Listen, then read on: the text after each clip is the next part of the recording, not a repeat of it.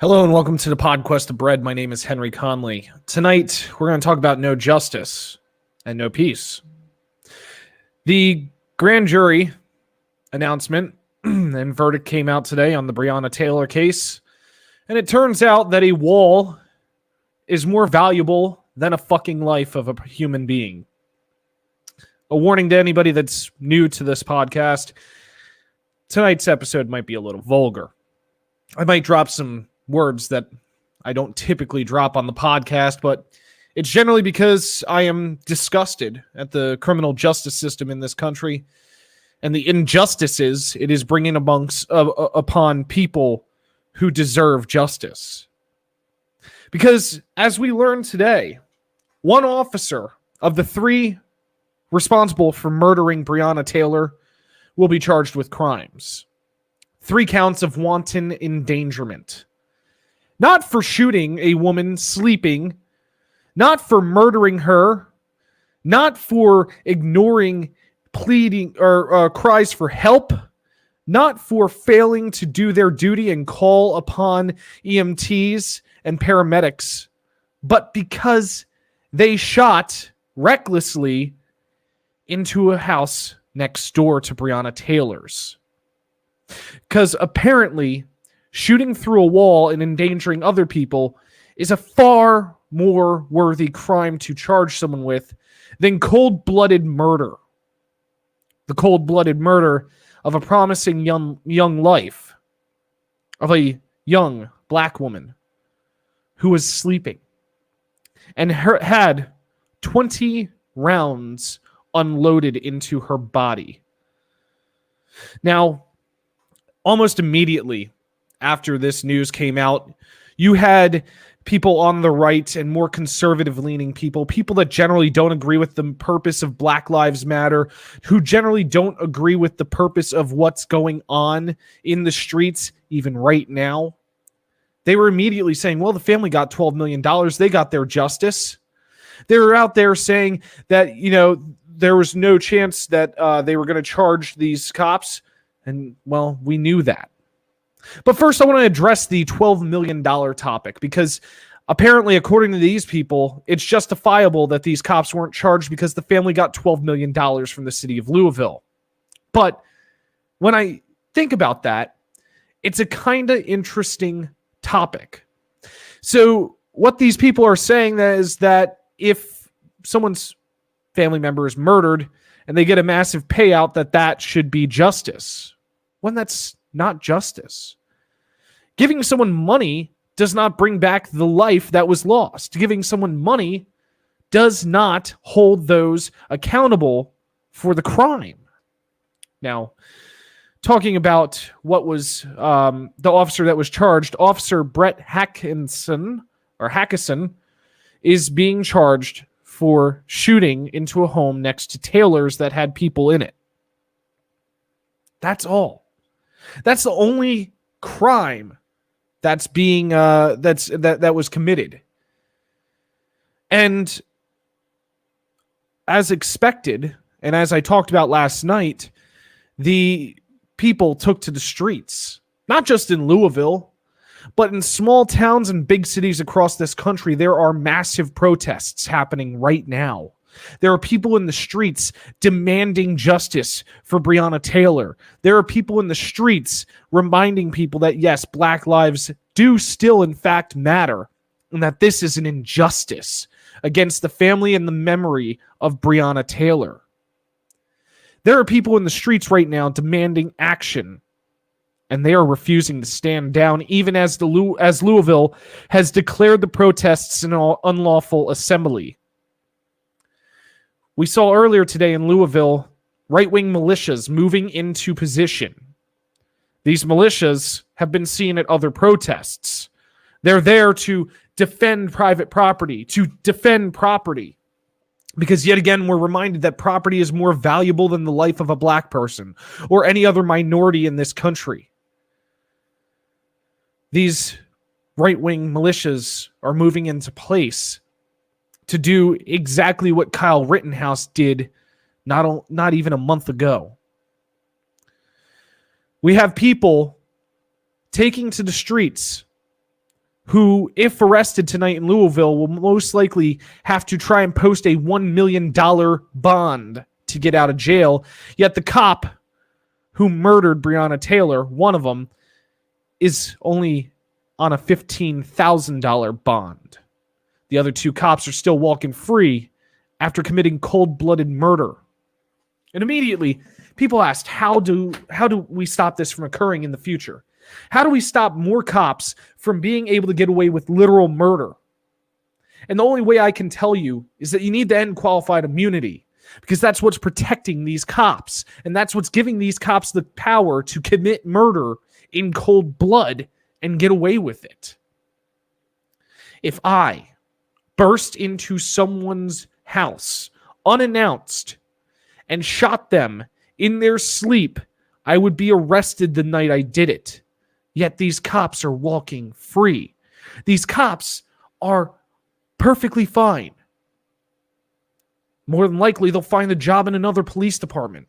And in another 2 to 3 years, we might hear about them committing some similar crime. The murder of yet another person. And immediately I see people running around saying, well, Breonna's boyfriend shot at the cops. Or Breonna's boyfriend was a drug dealer. Or Breonna this, Breonna that. They're trying to justify the murder of her. They're trying to justify why the cops burst down their fucking door and shot her 20 fucking times. And I can't say how fucking disgusted I am every time I watch someone say this. Because no matter if Breonna's boyfriend was a drug dealer, which, by the way, he wasn't, and even if Breonna's boyfriend was dealing drugs out the house, the cops do not murder guilty people either. That's not their job. The warrant was for someone that didn't even live in the house. There is no justification to this. There's no justification to the cops shooting her 20 times. And guess what? The reason her boyfriend fired his gun is because he thought there were intruders entering his property. See, here's the fallacy, the logical fallacy of conservatives and everybody who wants to try and shut down the Black Lives Matter movement. They think that shooting someone in the streets in Kenosha was fine because they were protecting private property. But Breonna Taylor's boyfriend protecting their private property is wrong because he shot at cops. As if Breonna Taylor's boyfriend should have sat there and waited and checked if they were police before firing. As if Breonna Taylor's boyfriend should have checked to see that these people that are bursting down their door unannounced were cops or not. That's not how this works. If you're going to say that one is fine, then you're going to say that the other is fine also. Because for you to say that Kyle Rittenhouse defending private property was okay, you're ignoring a lot of facts. And to say that Breonna Taylor's boyfriend defending his property was not okay means you're ignoring a lot of facts. And the only commonality between the two is the fact that you are ignoring facts, truths, evidence. It's disgusting. Now, I want to touch on something else.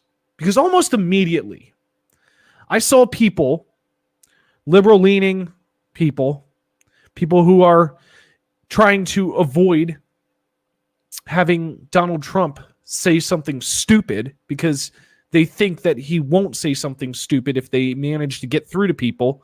I saw white liberals, white Democrats, telling protesters on Facebook and on Twitter not to act a certain way.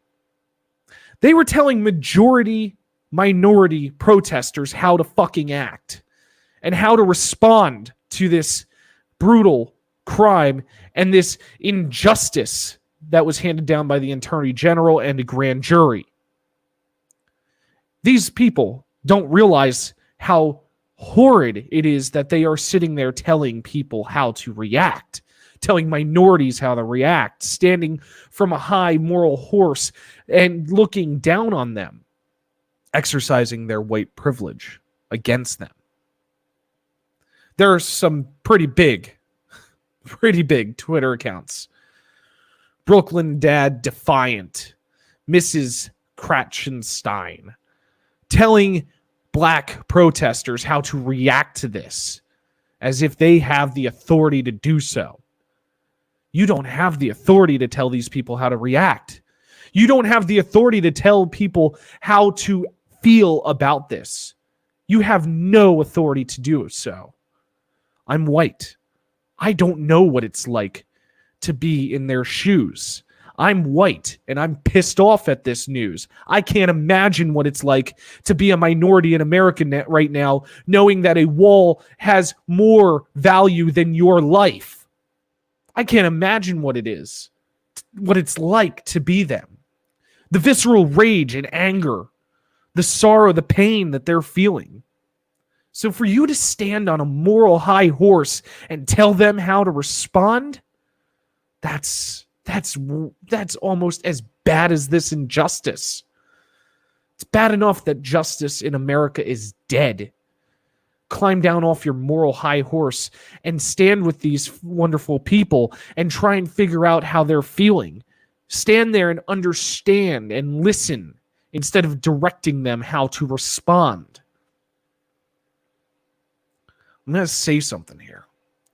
And it's liable to piss some people off, but it needs to be said.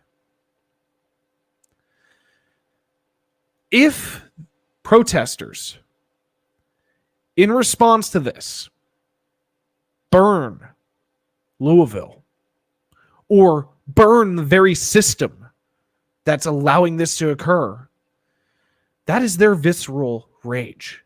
And that is them using the last voice they can. Because when they knelt, they were told to stop. When they stood without saluting or they stood silently, they were told to stop. When they protested peacefully, they were told to stop.